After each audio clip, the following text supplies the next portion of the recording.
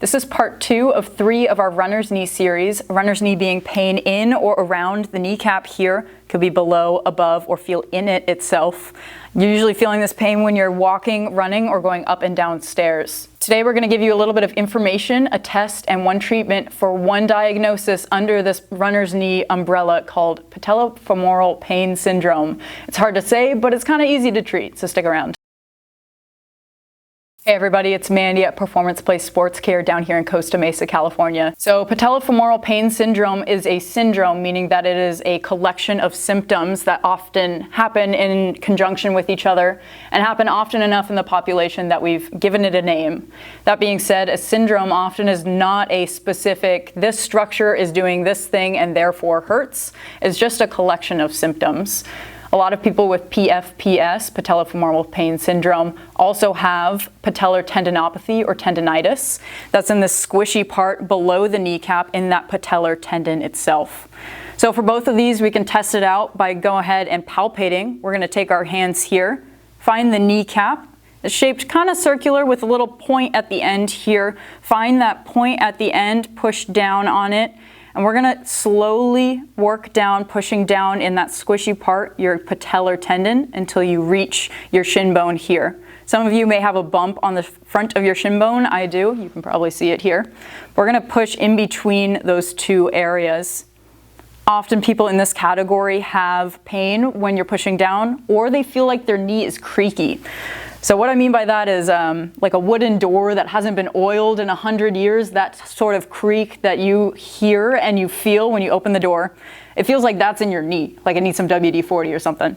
So you can usually feel that by putting one hand lightly over your knee and flexing and extending it slowly without load. A lot of people have this without PFPS or patellar tendinopathy, but some people with it also have that creakiness with the tenderness along that patellar tendon here. If this sounds like you, let's do one exercise that may help this pain out. So for this exercise, you're going to need a strong, long band or a belt. A karate belt works great, or even like a super long dress belt or something like that. And you're going to need a partner or a wall anchor. You can have a partner hold on to the end, or you can anchor it to a wall. So I'm going to come over to the wall here. We're going to take this big band. This is a pretty heavyweight band for those of you who have these in the gym or at home. And we're going to step into the band here and walk backwards. This band should be about knee pit level, so right in that crease. And then we're going to actually squat pretty low here into about 90 degrees. If you find that this is irritating your knees while you're getting into it, you can play with the angle a little bit. But if you can, let's get down into this deep 90-degree squat and hold. I want you to push your knees out away from each other like they're allergic from each other. Keep your feet on the ground and hold for about 20 seconds here. I'm already starting to shake. So let's say this is 20 seconds here. Stand up, few seconds rest, and then get back down into it.